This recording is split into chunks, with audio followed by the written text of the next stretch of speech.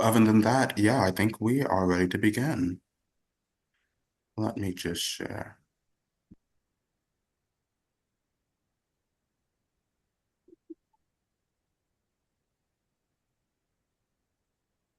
All right, awesome.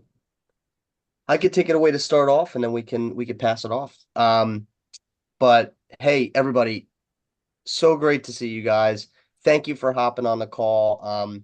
We're very excited to get this rolled out for you guys. On a brief introduction on brief writing. So, for those of you who might have done the essay contest last year, or for those of you who are unfamiliar, last year we piloted an essay related to the NAMC case for for high schoolers to just kind of dig in a little bit deeper with the cases because of all the great work that you guys do in moot court already. Um, to just be able to dig a little deeper and write and figure out some of the aspects of what a lot of lawyering is, which is in fact putting it down on paper, making your argument, being really precise about it. And so we can't wait to get this started with you guys. So yeah, I guess we get into introductions right now. But yeah, so I'll start off. My name's Cam Coyle. It's great to meet you guys. I'm a senior this year at Yale. I'm a history major. It's my third year on the brief writing team at my school. And I'm a senior, so it's getting close to that time where graduation's coming up. But yeah, I can't wait to work with you all. And keep hearing. This case is so awesome this year. So yeah, but that's me.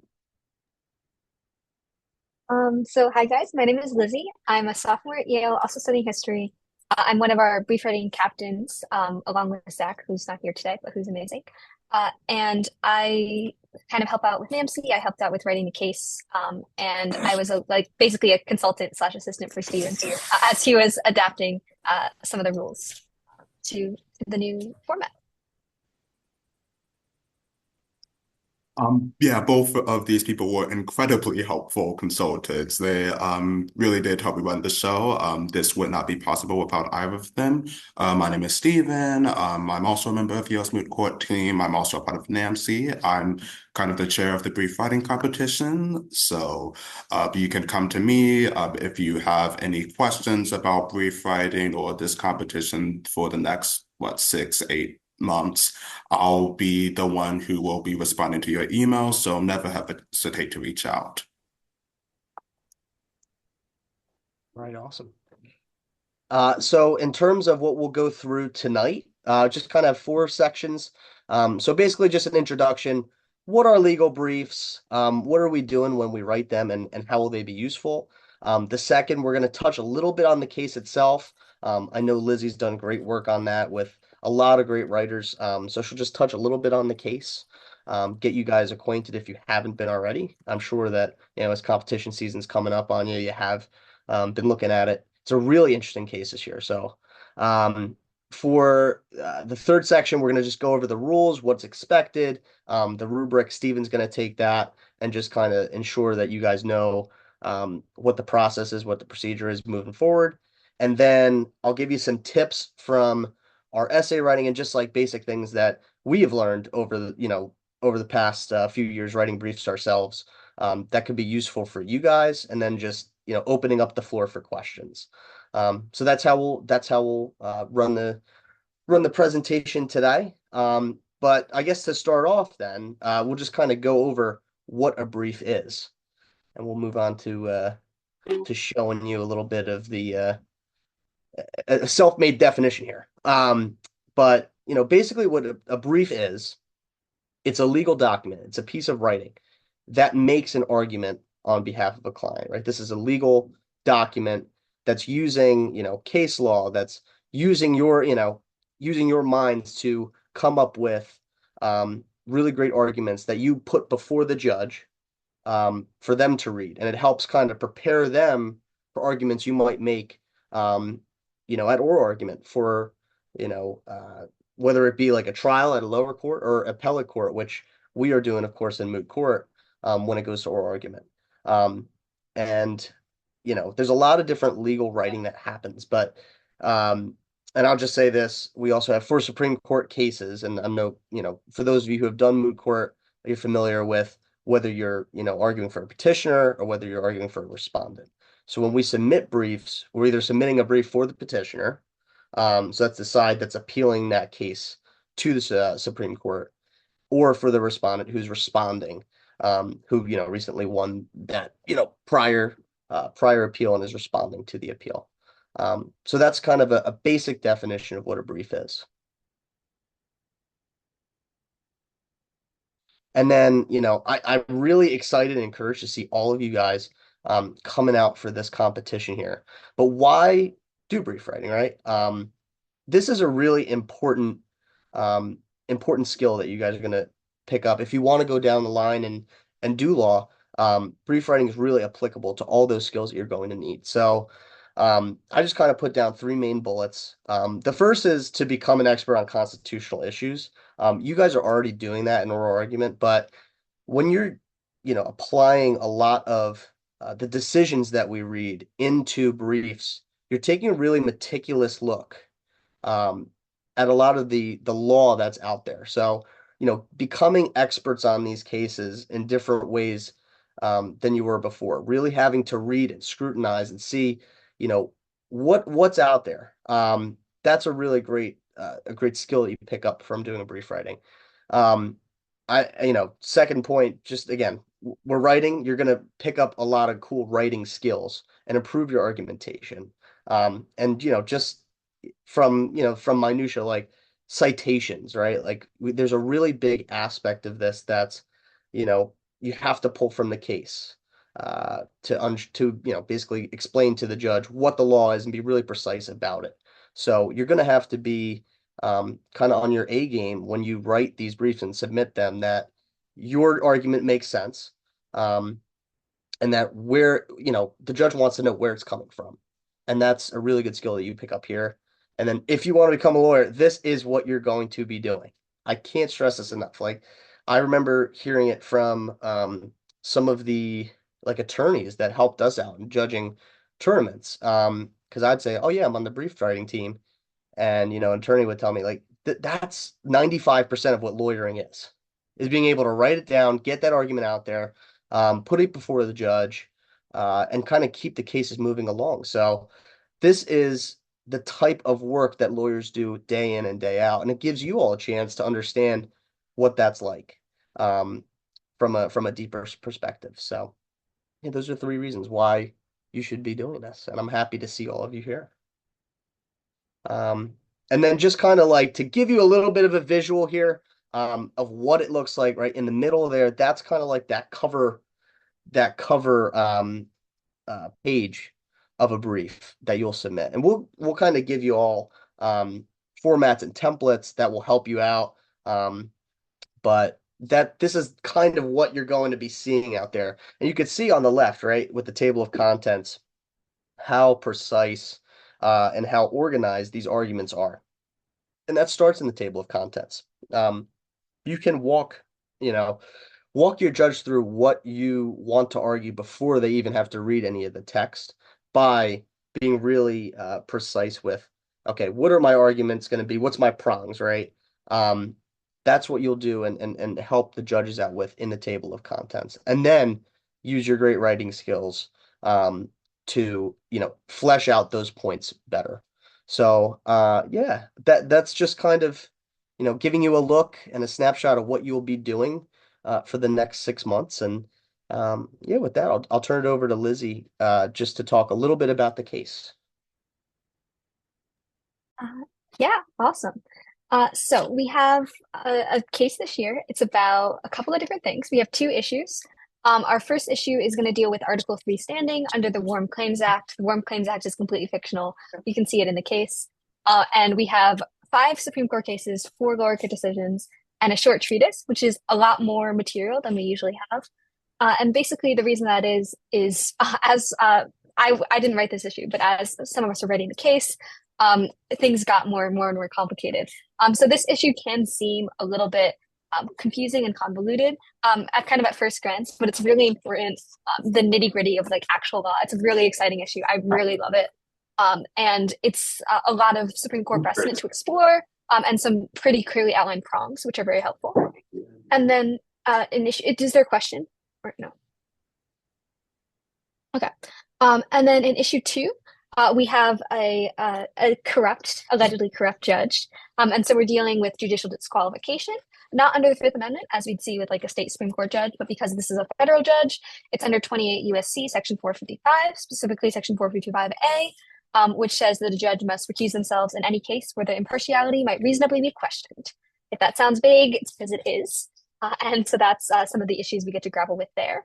And one of the challenges with this side of the issue, even though we have less stuff to read, it's only two Supreme Court cases, but we have a lot of lower court decisions, which can be very helpful in terms of having persuasive precedent to guide you. But it can also be tricky because there's a less clearly established case law here.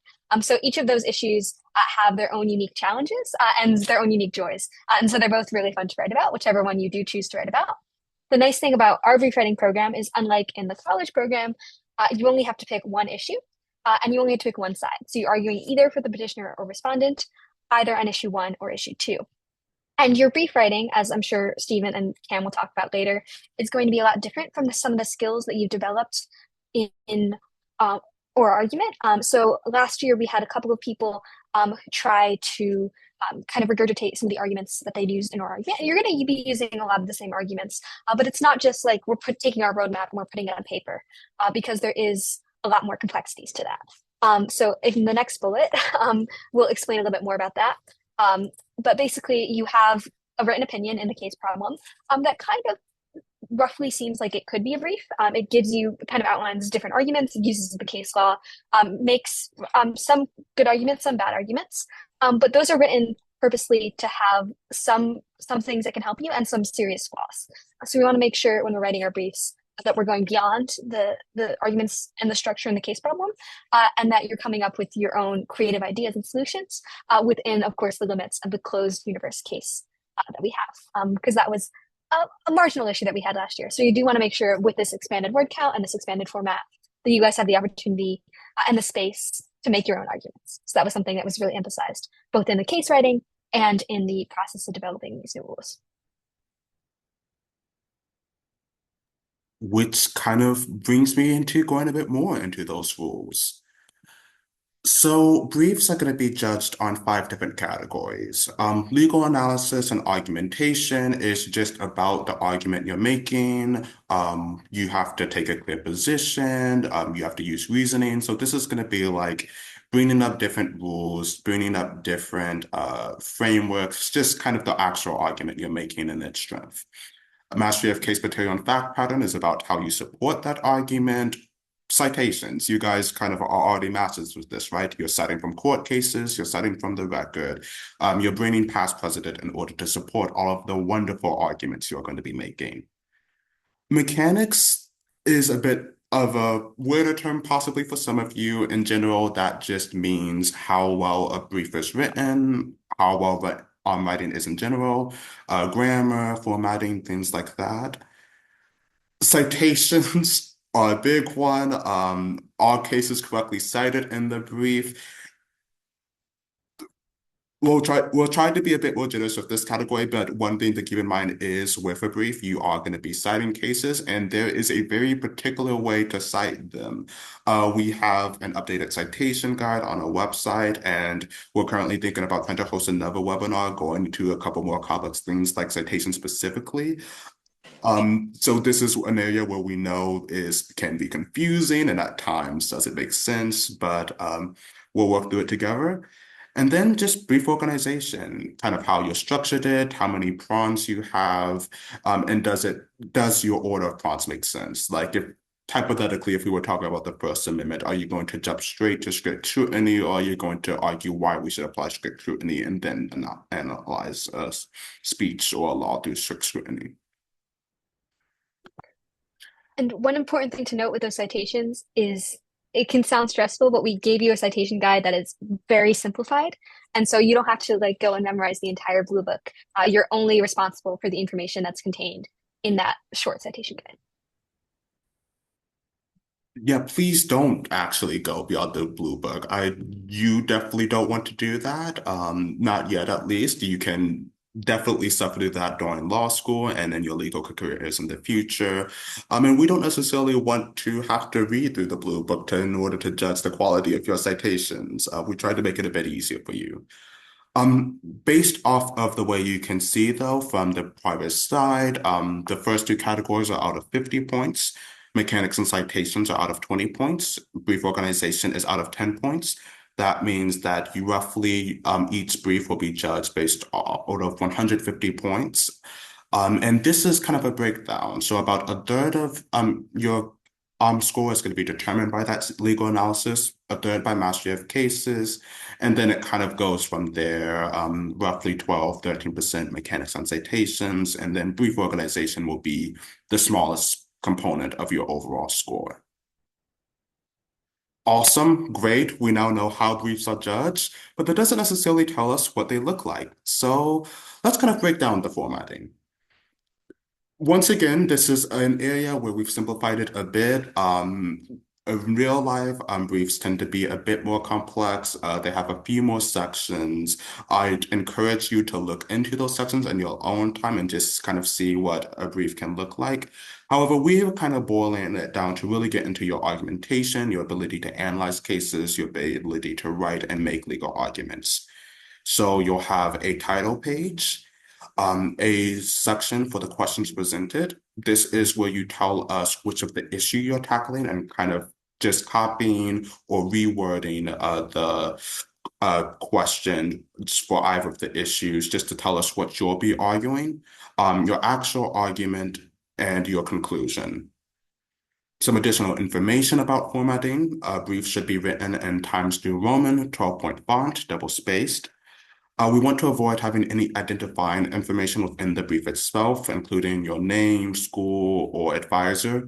This is just to help us make sure that we're being fair and kind of blindly grading all of these. Roughly speaking, they should be between 1,600 and 2,500 words. So you have a good bit of variety in there and variance in order to determine what works best for you. And they should be submitted as PDFs. I do believe I actually did link, and I might quickly run through this, just the template here, just to give you a chance of what this looks like. It's also available on the website, but it's pretty self-explanatory. You have the title page here. This is where we introduce the case. You have in the top the court it's in. So if we were the Ninth Circuit, it would be the Ninth Circuit Court of Appeals, but for the Supreme Court, petitioner names, respondents' names, and then here you'll put brief for either petitioner or respondent there. Question presented for review, kind of went through that quickly. You just write the question there. You use this to write out your wonderful argument. You don't have to use these subheadings, but this is just a good idea. Prawns, subheadings, just however you want to write and organize your thoughts. And then conclusion. Yeah. So the judgment of this court should be, the judgment of the lower court should be affirmed or reversed. Once again, at this point, I think you guys know this, but petitioner, you're trying to reverse the lower court's decision. If you responded, you like what happened at the lower court and you're trying to affirm it. So getting back to the actual slide itself, submission timeline. So overall, there is registration. Registration is at the same time as the submission deadline. So if you're running behind on the brief, you don't have to like worry about paying it before you know whether you'll actually be able to submit it. Submission is April 4th. Results will be announced April 27th. You do not have to wait until April 4th to submit your brief, though. The competition's open now. We're accepting submissions now. And in real life,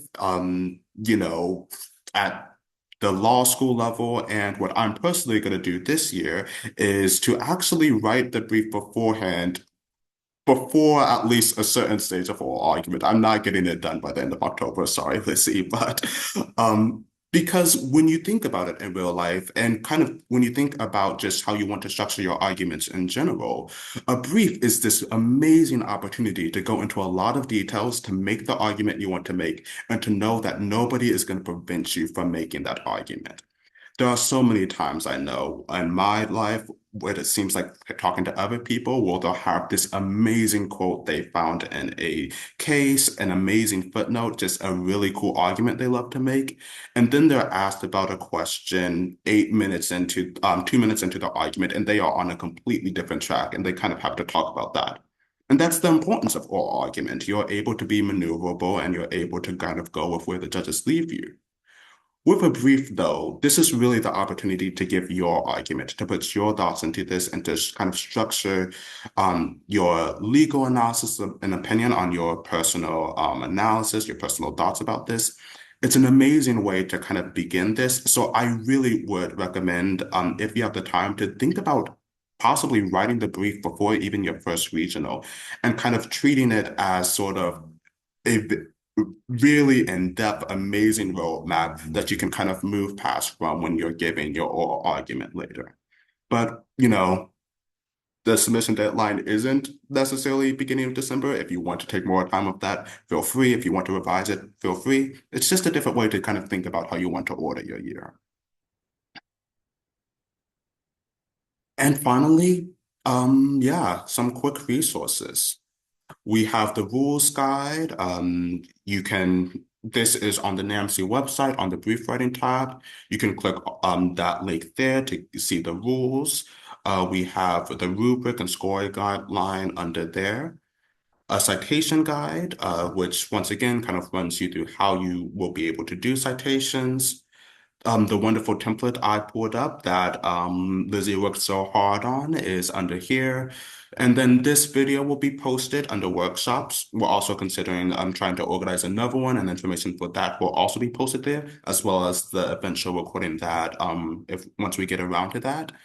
So this website just a great way to look, to familiarize yourself with these resources, because we really did try to give you all of the tools you needed to really just thrive and really dive deep into this year's case and show us what you're capable of. With that being said, I think I will hand it over to Cam. All right, sweet. Yeah, so real quick before we get into questions, I just had a few different tips that I wanted to touch on just from like, our high school essay contests last year and things that, I've picked up during my own brief writing process. So I have five things for you guys. So the first thing would just really be to spend time on your outline. So, like Stephen just said, we got 1,600 to 1,800 words to make this argument, right? There's not a lot. It seems like a lot initially, but that ends up being something like, I think, 5 or 6 pages, right? You have to be really strategic with how you deploy your arguments because it is a limited space. So really spend some time, think about what you want to argue, use those subheadings that Stephen was just showing you in the template, right? There are opportunities like in boldface to just type like, okay, uh, you know, this statute doesn't apply for this reason, right? You can use that template and within the table of contents and within your brief to organize that. And I would say some of the most impressive pieces of legal writing that I have read too is very clear early on about where they're going to try to take you. Um, and I think, just think about that early on in your process and throughout your process, how you're going to edit that. The second thing, I would say limit the recitation of your facts again, just because of how limited the time is. And Stephen, actually, I have a quick clarifying question too, because I know for our briefs as undergrads, we usually send in a statement of the facts before our briefs. Do they have to do that? No, right? Yeah, that's We're that's a giving you good a thing. break. That's like you don't have to worry about that. So and really that's perfectly fine because what you end up doing in these briefs, you're not reciting the facts. You're looking at the laws themselves. You're looking at the cases that you spent all that time reading and annotating, the quotes you want to pull out, right? Thinking about a lot of different aspects of the law, not just the facts of the case, because that's what the judges are thinking about. They're not thinking about, oh, how is Joshi going to feel about this, right? There's they're deciding law for hundreds of millions of people. So they want to make sure that the process is right. So always go into your writing process thinking about that. Don't have to worry about lingering on the facts, worry about the law, most importantly. So the third thing is identifying relevant tests in the cases that we read. And you'll understand from reading some of these cases in the different issues what judges are looking at to understand, how do you get to this decision? And in a bunch of areas of the law, and for the two areas that we have before us with this case, you're going to find how judges have made these decisions before about Article 3 questions or judge recusal questions. So make sure when you're reading your cases, try to point those out and then try to utilize that in your brief to say, okay, this is the right test. This is the test that X case laid out. Let's plug that in, see how this aligns and see how our case before us fits that and basically whether that's right. And you can even, I think some of the best briefs also might look at tests and try to challenge it, say, is this right under this standard, right? Think about all of those different opportunities out there, but really make sure you hone in how judges are making these decisions. I'd say the fourth thing, just be really explicit and specific when you're writing. It's easy to have, maybe run-on sentences or, I'm just thinking like grammatically, how you might write like, this is, this shows whatever, right? It's a lead on from a previous sentence. And if you do those sorts of things, judges can get confused. Anybody can get confused reading your writing, right? So be really explicit with what's your subject? Who are you writing about, or what case are you writing about? What test are you writing about? Name it, put it out there. Don't get tripped up on those things because you want to make sure after editing your brief, right, and reading it through, that will the judge really understand what I'm saying? Is it clear? Because when it's clear, that's going to help. That's going to help in the judging process for understanding, okay, this person really knows what's going on. Oh, this is easy for me to read. I can understand their logic. That's what you want to um, be really precise about that when you're going through your writing process and your editing process. Um, and then lastly, this is something that I had to learn a lot like early on in my process. There are a lot of citations in brief writing. If you look through briefs, and we have examples on the website, you're going to find uh just like one sentence and then a citation, and then one sentence and then a citation. It's a very, cumbersome process, and some of them are chain cites. There's like 6 or 7 cases cited in the same sentence. It's all to make sure within a legal profession when a judge is reading an opinion, when people are reading opinions, where this is coming from. You're going to have the opportunity, right? Cite the record. If you're talking about the facts of a case at some point just early on, or if you're trying to apply it, right? I don't know if we touched on this or if you are familiar with IRAC, right? Issue, rule, application, conclusion. That's a way that a lot of people like to structure their briefs. A lot of legal writing is done. That's kind of the process that they'll lay out. But when you're talking about an application, you're going to have to cite the record. When you're talking about the rules, you're going to have to cite the cases that you're pointing to. So never hesitate, right? All of those citations are there for a reason. And it's never right. When in doubt, when you're like, I don't know, like I think the judge can understand what I'm doing. But if you're not sure, just put it there after the sentence. Boom. Like, it at 5, right? Like something like that, just so everybody can follow. Yeah, those are just some of my tips that I found. And is that a 6th one down there? Oh, there we go. substance over style. Did somebody put that in there? Was that Lizzie or Steven? Um, that was me, and that was just because last year we had a lot of briefs that were um for the most part, people's roadmaps in brief form, which is amazing and has a lot of really important stylistic components. But we want to make sure when we're having briefs this year, and Cam already said most of it, we're having really explicit and thorough arguments that are getting into the law, the application, and are going beyond kind of the more rhetorical flourishes that are also very important that we focus on a lot in our argument. And use that wisely, right? Like it's great to have those rhetorical flourishes, and I know that you guys, especially with your demonstrated interest, you want to be here, right? Like I'm sure you guys are amazing writers, but again, we're trying to do law here. We're trying to look at um, the cases themselves. What are the rules that we have to apply? You have to have that down pat, and then you could use some of those zingers, some of those quotes that you find in some of the opinions to bolster that. But yeah, like Lizzie said, you want to make sure that the substance of the law is strong. All right, great. So that's basically it on our end, and we just wanted to open the floor to you guys to see if anybody had any questions, and we can all help you out. And we at the end we'll put up our emails too if you guys are not thinking of any questions right now, but something comes up during the process. We're open, all open ears to you guys. Want to help you out. Of course, we can't give you everything. This is something that you have to do.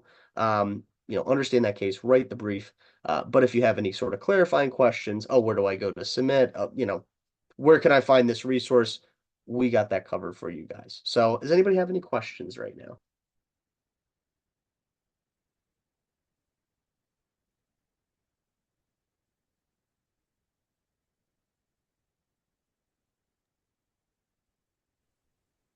Hi guys, this is Mrs. Porter. It's great to see Stephen here and Cameron here, old buddies.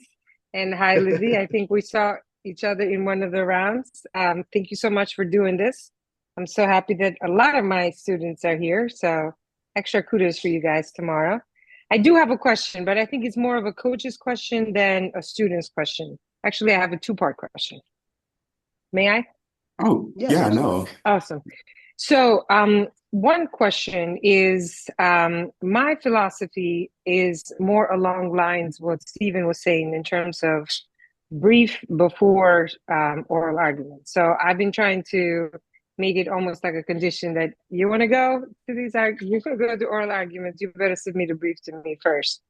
However, I did have one of my diligent students who made a good point that said that, it helped them last year to submit the brief at the end of the tournaments because they've had all these tournaments to kind of solidify their arguments, to kind of try some of their unique points, like Cameron was saying, and then to say what worked, what it didn't.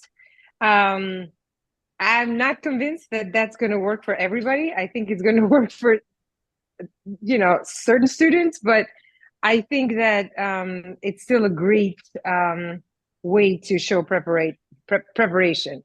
What has been your experiences through collegiate moot court or in comparison to, or actually, was there any data last year between the briefs that were submitted and results from oral arguments? Was there any correlation that you noticed? Yeah, I can comment on this on a limited level. Um, so don't have internal information about the American Moot Court Association's like all of their judging beyond the results they announce. But I can speak both to from what I've seen of the information they have released, as well as just from our Pacific high school competition. And I'd say it isn't necessarily always a one-to-one of the person who does the best in oral argument always gets the top brief, but there does tend to be a strong correlation with many of several strong brief writers tending to be also the kind of people who crush teams at oral argument competitions. There's a lot of interplay between there. So I think actually one of a great examples and one of our veteran members of NAMC, Faz, he's had like several first place carpet winners at the collegiate level for brief writing. He's also gone to nationals several times and gotten to debut for oral arguments. So there's a pretty strong correlation just in terms of people being able to know their arguments, to think through these cases, to have been able to spend a lot of time there who do well.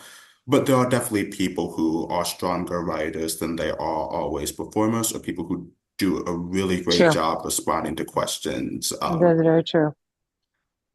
And then as for what I've noticed with whether it's best to do a brief first or argument first, I'm also coming at it from a weird perspective where my freshman year, I kind of realized that there was a chance I might write a brief later in the year. So it was a kind of me trying to throw that together. Didn't end up finishing it in time, but after I did oral argument, and I think there's a Hmm. lot of benefits either way. It depends on how dedicated you are. Honestly, I might consider like writing a brief first, getting ready to submit it, and then going to one or two oral argument competitions, going to a couple of regionals, seeing how that goes, and then considering rewriting the brief after that. I think that can definitely be helpful for certain people. For me personally, just because I think best in terms of like actual written out content, written out thoughts. It's easiest for me even going into all argument to already have something written down that I know I'd like to get to or I know I'd like to say. But I think either can, you're right, either can be a strong approach. It's just figuring out what works best for you. Did I And I will answer say, those questions? Oh, oh, no, go ahead, Stephen. oh no, Yes, you go for it. absolutely. I'm sorry, Lizzie, I wanted to actually hear your opinion, but um, before I respond more to Stephen, so please, what were you going to say? Just that anecdotally from some of the or argument members that we've had come and write briefs this year on our brief writing team, it's been a lot of people who are able to go into more depth early on in the season because they're writing the briefs before they're competing, or that's kind of the way we're structuring our college team this year. They're able to develop stronger arguments that they will then use in the oral argument competition. In terms of the students we saw from NAMC last year we made a very big point about making sure our oral argument and our brief writing results were dredged completely separately. So we don't have a lot of data on those students and how they performed in oral argument versus brief writing on the high school level.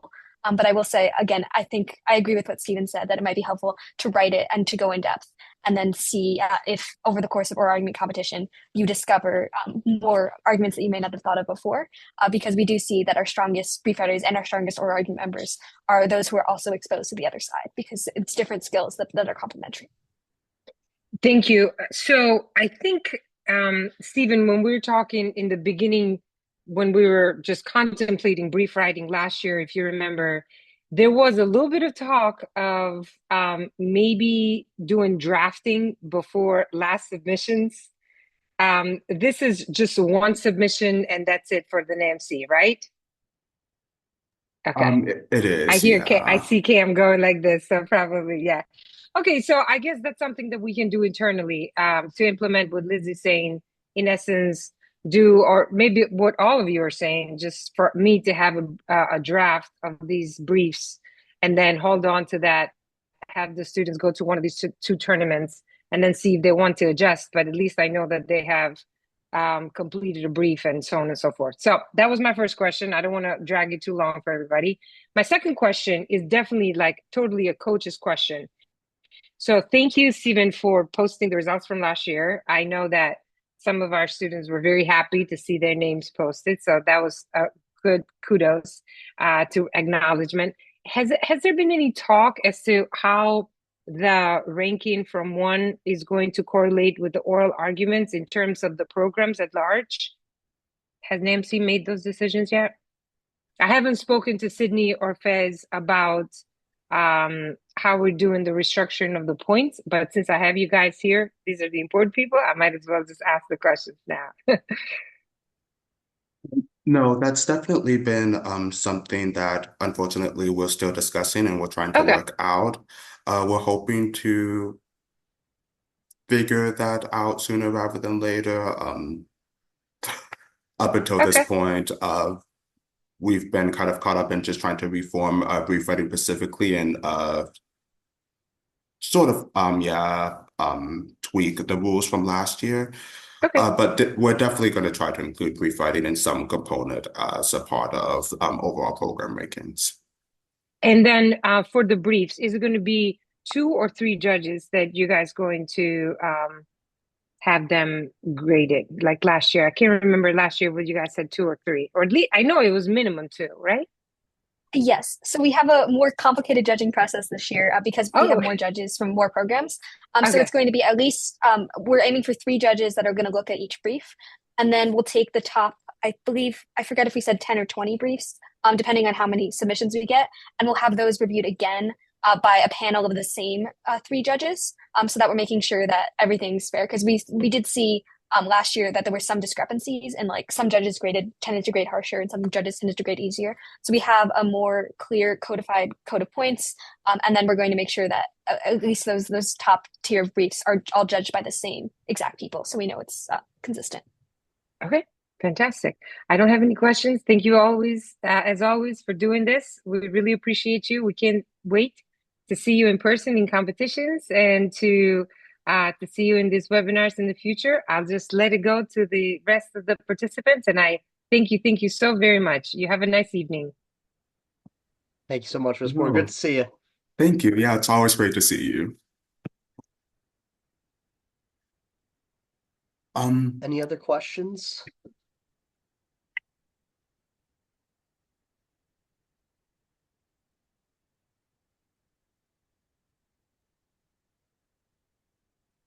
Guess we gave it the 10-second wait. Yeah, okay. If Okay. nobody else has questions right now, here's Stephen, maybe we can throw up our emails real quick just so they have it. So they can take it down in case they want to reach out or have any questions moving forward. These are our emails. Feel free to reach out, ask questions. Some of them we might just be like, we can't really answer that out of fairness to everybody else. But when in doubt, ask. We'd love to help you guys out. We know this is kind of, this is the first time that we're doing this really as a high school brief writing competition. And we did that pilot program last year, but we read some really great things. And the fact that you guys are getting into this so early on in your lives is super exciting because the chance to grow from experiences like this is really remarkable. As saying as someone who started this out, as an undergraduate, and thinking about all the process of, you know, reading these cases, understanding what it's like to organize your arguments like this, really digging deep and trying to understand, you know, the cases and become an expert on some of these issues. It's really great that you guys are getting these skill sets now, and you're going to be able to, speak on some of these questions that are really pertinent these days. And we just can't wait to see what you guys do because you guys have a lot of great things within you. We can't wait to see it when it's submitted. So um, that's great. So those are up there for you guys. And without, any other questions, any other final, last minute questions, we can let you guys go.